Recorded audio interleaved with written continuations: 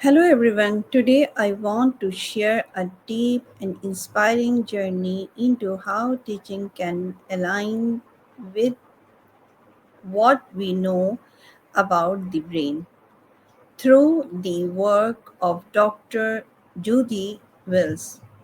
This is about teaching with the brain in mind, how learning, emotion, attention, memory, and neuroscience all comes together in the classroom. We will start with who Jody Wills is, her life journey, and what led her to combine neurology and teaching.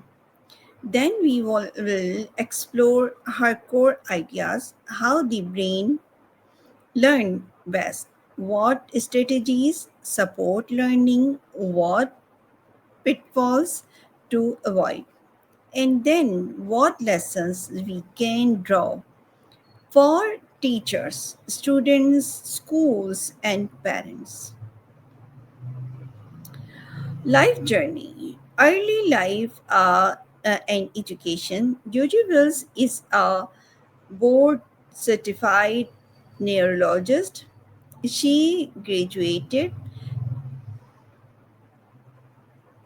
PhD Beta Kappa, which is a high academic honor, from Williams College as one of the first in her field. Then she went to UCLA School of Medicine, earned her medical degree, did her neurology residency there, even a chief residency. Neurology practice, she worked as a practicing neurologist for about 15 years. During that time, she received many referrals of children whose teachers believed they had certain learning or attention disorders. But often, what was happening was rooted in classroom practices, teaching styles, or the way learning environments were structured. She saw many children who seemed distracted, bored, or behaviorally challenged, and she wondered how much of that was about the classroom rather than pathology.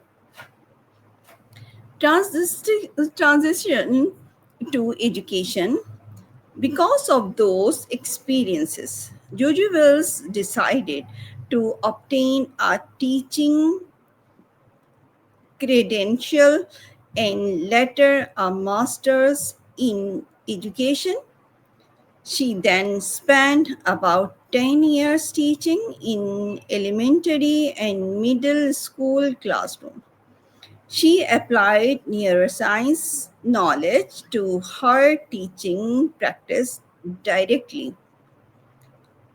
Writing research outreach rich. Yeah, she has written several books, around seven or more, and over 200 articles on neuroscience, learning, motivation, memory, attention, etc.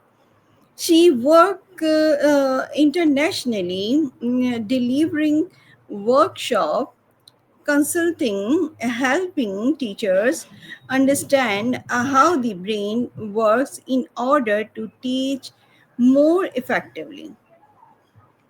Motivation and core belief. She believes that many problems in classroom, boredom, misbehavior, lack of deep learning.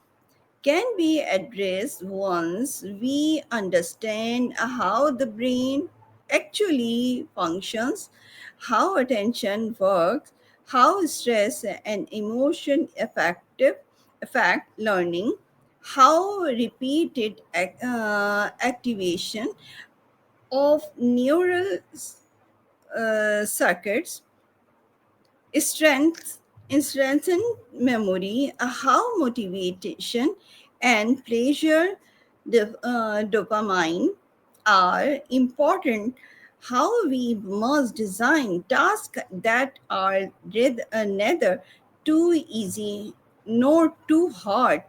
This belief that teaching and neuroscience must go ahead go hand in hand in central to her work.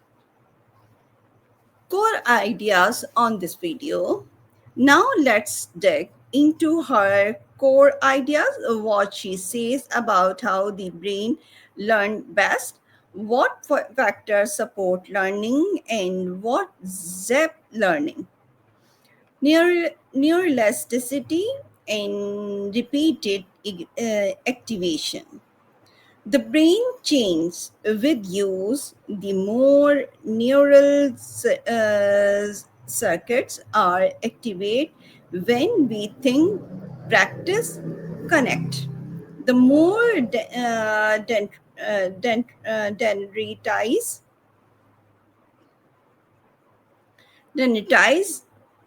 myelin and neural connections develop. That means memory, skill, understanding become stronger. Repetition matter, but not rote repetition. Instead, it's about meaningful practice, retrieving memory, applying knowledge in different ways, making mistake and correcting them. Attention, boredom, stress, emotion. Attention is a limited resource. The brain must be alert, interested, motivated to pay attention. If the classroom is boring or the material is too easy or too hard, attention wins. Stress, frustration, or fear, even mild, activate the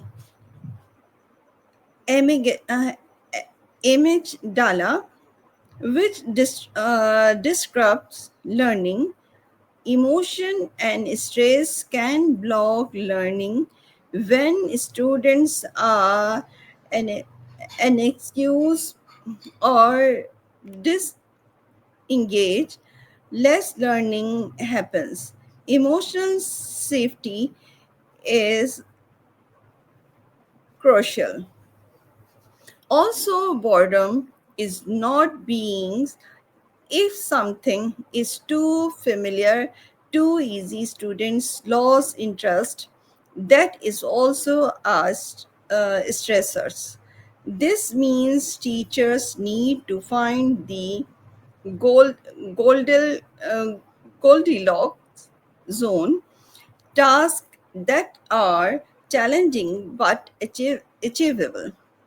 Motivation, dopamine, reward, and feedback. The brain respond to reward, pleasure, and motivation. Dopamine release help sustain attention, memory, perspe- uh, pers- per- per- perseverances. When learners can see progress, get feedback, know they are improving, motivation increases. Setting goals, making the learning relevant to the student, giving them a sense of ownership, these all helps. Also making sure students see successes and root. Small wins matter. Multi-sensory learning, novelty, variety. Learning is better when more than one sense is engaged. Seeing, hearing, moving, interacting, doing. Multisensory input helps memory because multiple neural pathways are activated. Novelties, surprise, interest, capture, attention, starting lessons with an exciting hook, a question, curiosity, a demonstration can spark engagement. Student awareness of how their brain works. Jujubas argue it helps when students themselves understand brain basics, that intelligence can grow, that efforts change the brain mindset, that sleep, attention, physical health, emotional well being affect learning. When students know that, they make better choices rather than procrastinate. For example, one of her practices is dendrite writing, or reflective journal summarizes is in students' own words, reminding them of brain function. What happens when you practice, when dendrites grow? These practices increase motivation and cognition, differentiation, appropriate challenges, pacing. Because learning differ, some tasks may be too hard, causing failure, frustration, or too easy, causing boredom. Teachers should scaffold, provide multiple pathway, allow students to move at their level. Not everyone must proceed at exactly the same pace, reducing stress and emotional barriers. Emotional safety, education, fear of failure, giving chances to succeed, fostering a classroom climate where mistakes are seen as part of learning. When the brain is calm, learning is better. Example and application. Let's look at constraint examples and application from Dugeville's work and stories that illustrate how these ideas work in real classroom. Effort to progress graph. She uses graphs with the students where they track their own progress over time, so they can see that with effort their performance improve. It gives considerate feedback, reinforce forces dopamine release, motivates further efforts. Grapes of math. Example, teaching a difficult topic like converting metrics, measures, or pers- uh, percent decimal. By bringing in something engaging like grape juice, fermentation, or using manipulative, manipulative and making the lesson cross sensory boundaries, test, smell, story, hands on, so students are more engaged and understanding is richer. Video game model for motivation using the structure of video games, small achievable challenges, immediate feedback, increasing levels of difficulty, visible progress, rewards to design learning tasks so that student persists through failure rather than giving up. Reducing downtime, increasing novelty.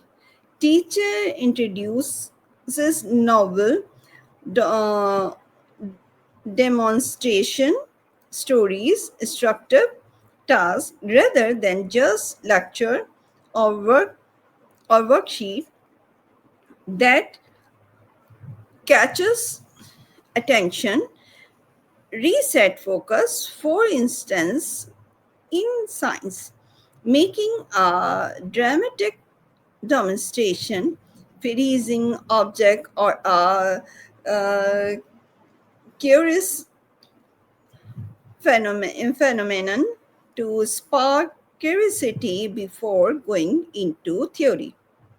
Teaching about the brain, having students learn how their brain work, neuroplasticity, dendrite growth, dendrite writing, etc., which empower them and change their attitude towards learning, effort, failure.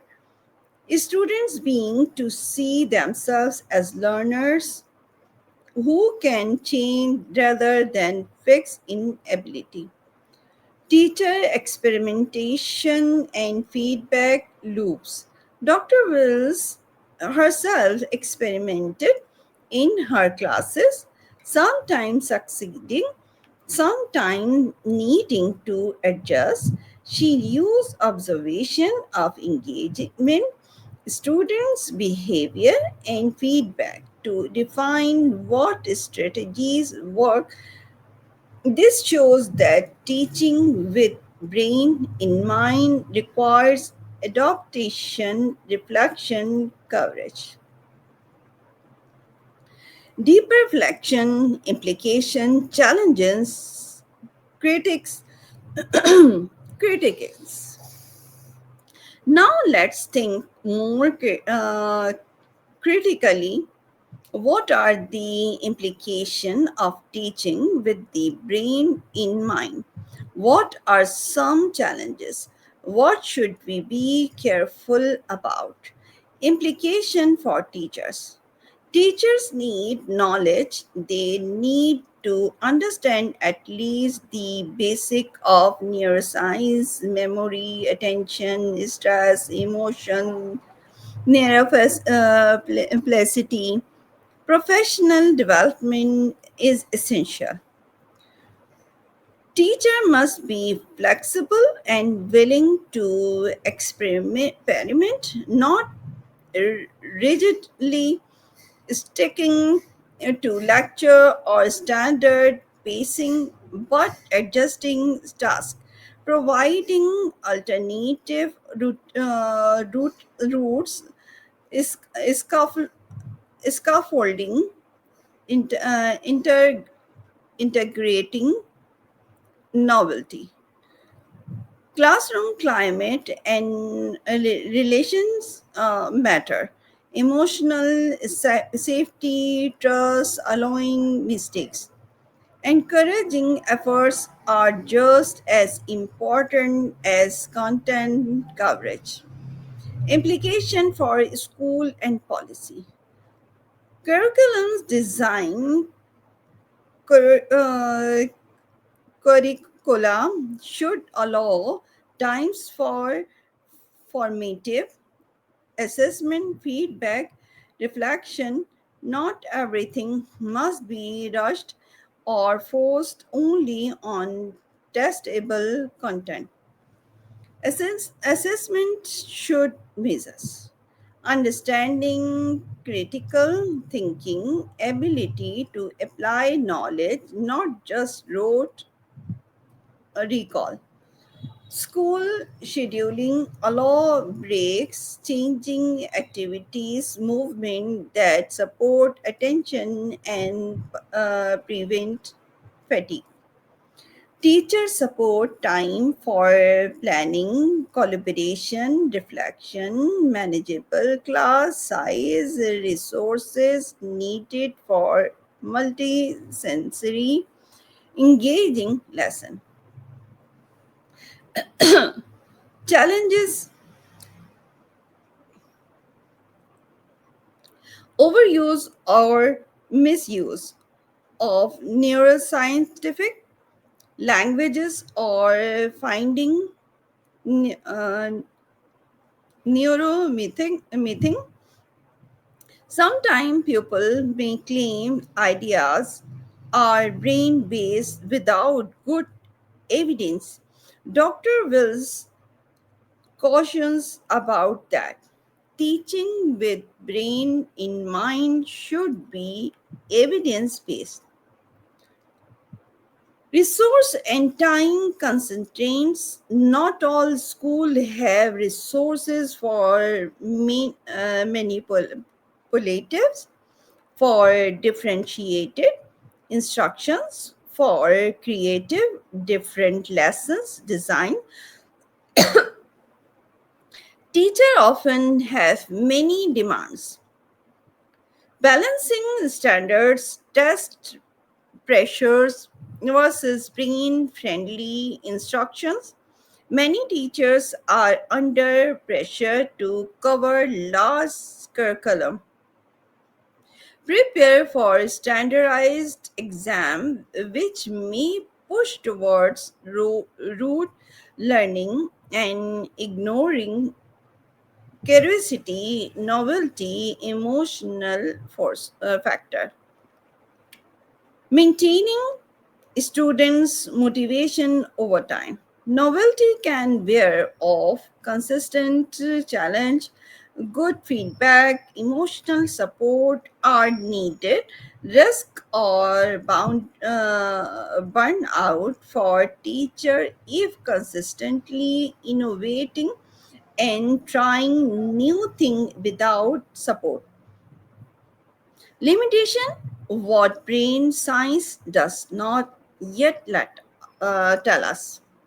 Neuroscience can tell us about general technical techniques, what environment favor learning, what factor reduce stress, etc. But no, not always about exactly what work in every school for every student. Context matter.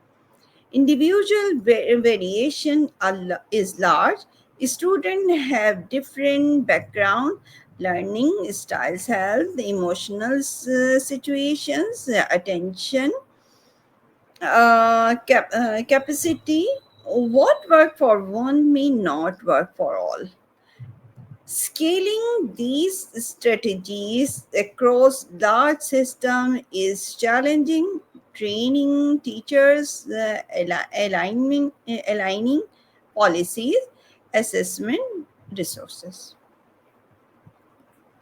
Lesson and practical takeaway. To close here are some considerate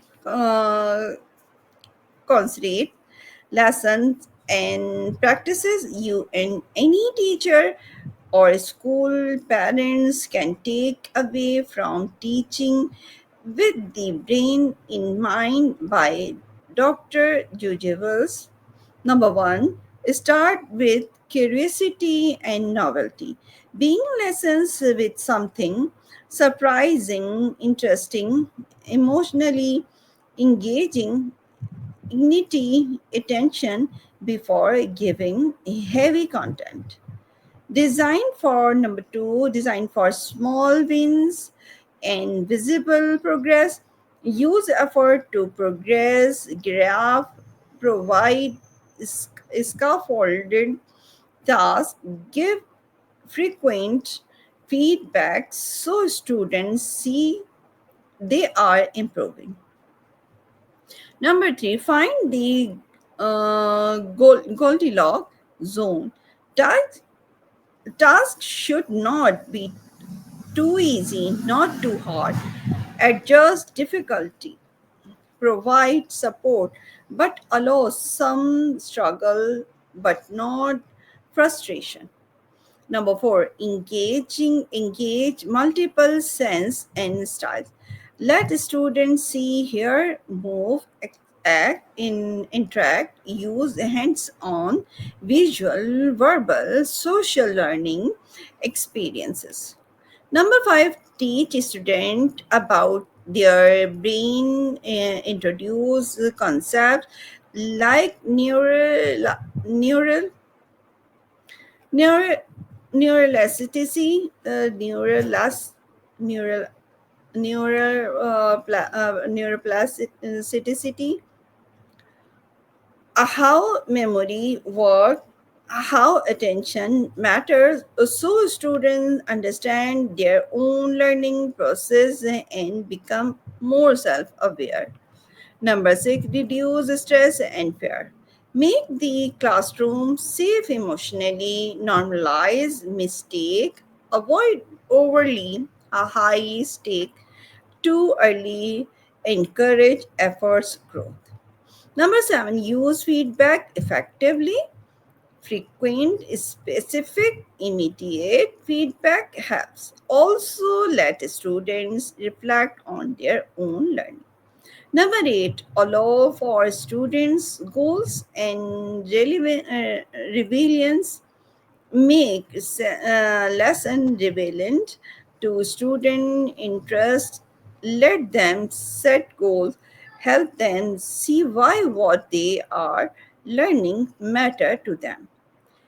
Number nine, teacher reflection and adaptation. Teachers should observe what works, try new strategies, adopt, use your own knowledge, your students' feedback, learn from successes and failures. Number 10, policies and systems supporting this. School and policy makers should support teacher training, time for planning, smaller class size, curriculums, flexibility, and assessment policies that value understanding, application, and emotional well being. As I reflect on Dr. Judy Mill's work, I see that teaching with the brain in mind is not a luxury, it's essential. In times when students are more distracted, more stressed, when standardized tests dominate, when classroom may undervalues motivation, curiosity, emotional safety, ali- aligning teaching with how brains actually learn becomes a pathway to deeper, more meaningful education.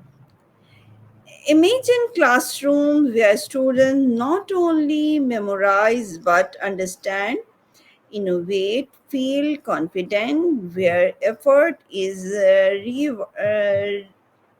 re, rewarded.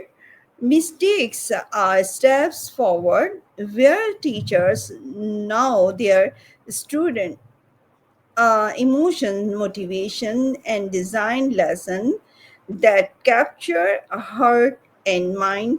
That's what this neuroscience informed teaching promises.